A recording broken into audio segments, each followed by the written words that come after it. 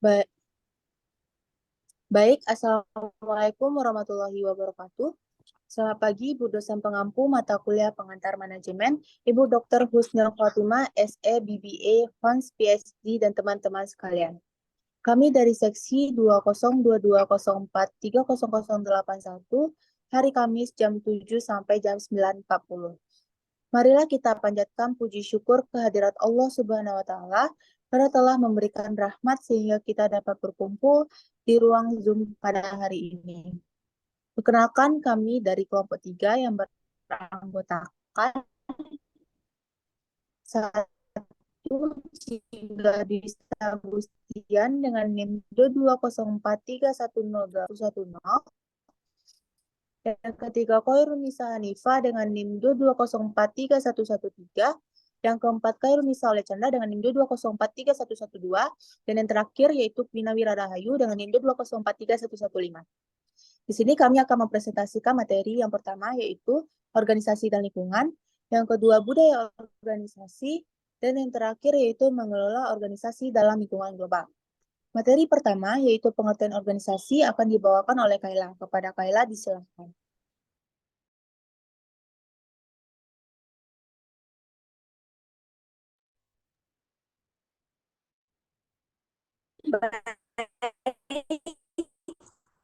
Terima kasih kepada moderator. Di sini saya akan menjelaskan tentang pengertian organisasi. Organisasi tertentu dengan cara tertentu dan aturan tertentu. Secara umum, tujuan daripada organisasi adalah untuk mencapai tujuan individu yang dilaksanakan dengan cara berkelompok. Sementara dalam dunia bisnis, organisasi merupakan sekelompok orang yang melakukan kolaborasi untuk mencapai tujuan secara komersial dengan struktur yang jelas serta memiliki budaya kerja khusus.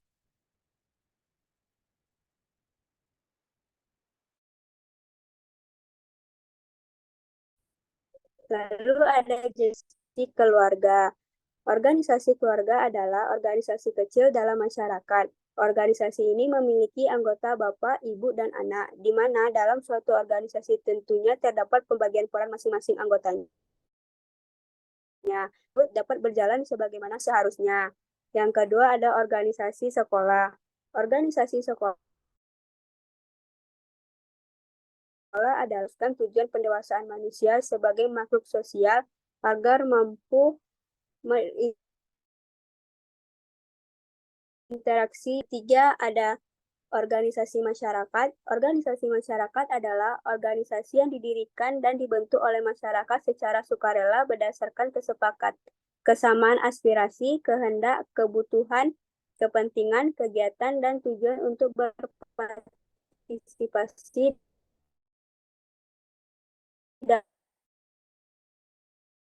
dalam membangun demi tercapainya.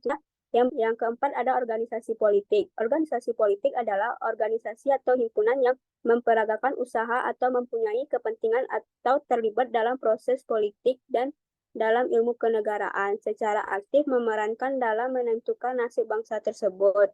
Yang kelima ada organisasi antar bangsa.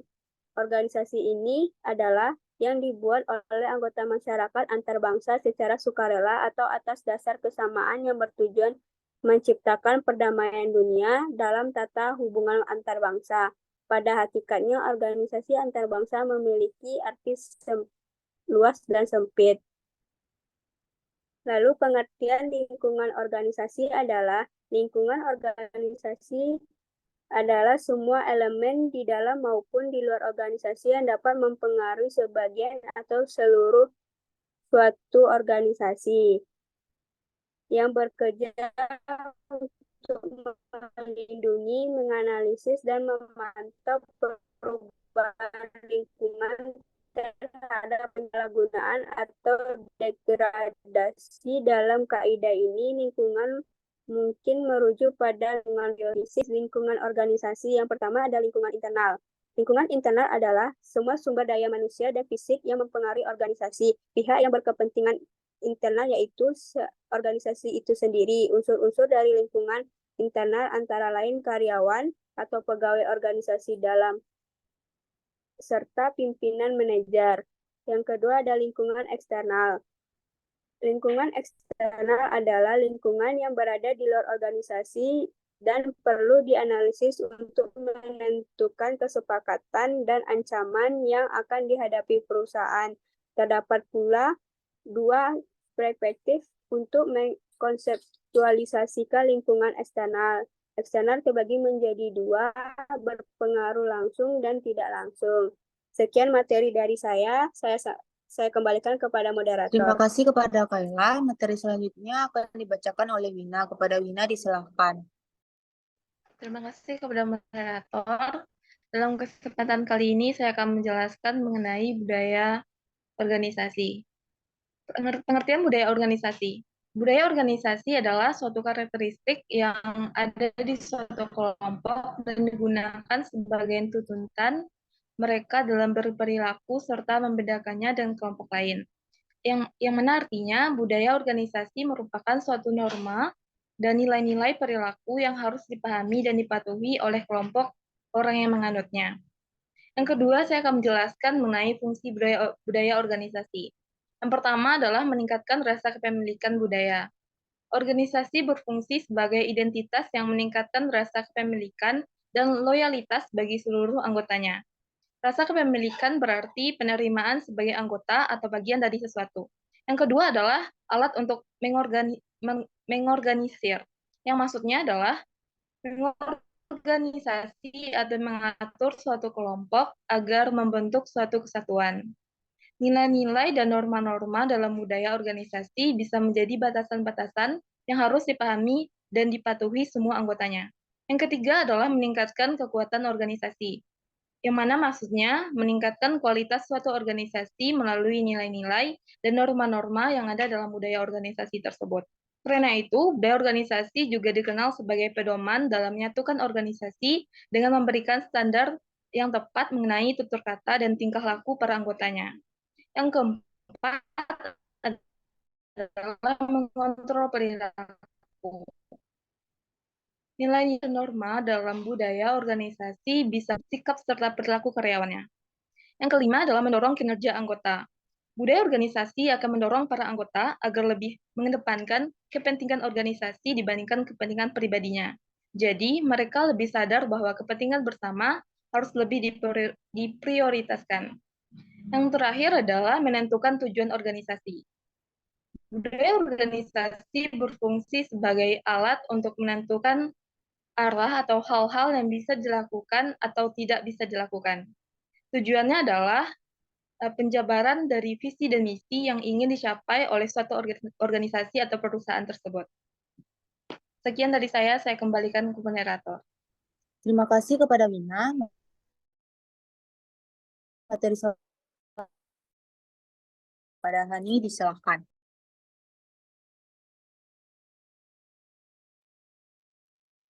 Baiklah, pada kesempatan kali ini saya akan menjelaskan tentang jenis budaya organisasi. Yang pertama, budaya organisasi yang kuat, yaitu budaya organisasi yang mengacu pada kondisi di mana karyawan bisa menyesuaikan diri, menghormati kebijakan organisasi, dan mematuhi semua pedoman organisasi. Yang kedua adalah budaya organisasi yang lemah, yaitu budaya organisasi yang setiap anggotanya menerima peran dan tanggung jawabnya hanya karena rasa takut pada pemimpin. Selanjutnya adalah jenis budaya organisasi menurut para ahli, yaitu menurut Numi dan Mundi. Yang pertama yaitu budaya organisasi terbuka dan partisipatif, ditandai dengan adanya pencapaian tujuan yang lebih tinggi dan rasa saling percaya pada bawahan atau anggota organisasi. Budaya ini memiliki sifat komunikasi yang lebih terbuka, kepemimpinan yang suportif dan perhatian, penyelesaian masalah bersama, otonomi pekerja, serta berbagi segala informasi. Yang kedua adalah budaya organisasi tertutup dan autokratis, ditandai dengan adanya pencapaian tujuan yang tinggi, tetapi tidak didukung dengan rasa saling percaya. Maksudnya, pencapaian tujuan dari organisasi ini lebih dipaksakan oleh pemimpin ke anggotanya. Bahkan budaya organisasi yang tertutup ini juga memiliki sifat kepemimpinan autokrasi yang kuat. Selanjutnya adalah teori budaya produksi. Ada 3 teori. Yang pertama yaitu asumsi terhadap nilai organisasi. Anggota organisasi menciptakan dan mempertahankan persamaan yang sama mengenai realitas organisasi, sehingga pemahaman mereka mengenai nilai-nilai organisasi lebih baik. Asumsi teori ini mengacu pada nilai organisasi yang merupakan standar dan prinsip-prinsip yang terdapat dalam sebuah budaya. Yang kedua adalah asumsi terhadap simbol budaya organisasi. Penggunaan dan interpretasi simbol sangat penting dalam budaya organisasi. Saat orang bisa memahami simbol tersebut, maka seseorang bisa bertindak berdasarkan budaya organisasinya. Yang ketiga adalah asumsi terhadap budaya yang bervariasi. Setiap perusahaan pasti memiliki budaya organisasi yang bervariasi dan interpretasi tindakannya juga beragam. Karena setiap organisasi memiliki budaya yang berbeda, setiap individu dalam organisasi tersebut juga menafsirkan budaya organisasinya secara berbeda. Tapi perbedaan budaya dalam organisasi justru seringkali menjadi kekuatan dari organisasi tersebut. Selanjutnya adalah contoh budaya organisasi. Ada 4 contoh budaya organisasi. Yang pertama adalah kerapian administrasi. Kerapian administrasi termasuk contoh budaya organisasi yang dibutuhkan untuk memperlancar kinerja perusahaan, khususnya terkait dengan surat menyurat, keuangan, pendapat karyawan, daftar barang masuk atau keluar, dan lainnya. Yang kedua adalah kedisiplinan.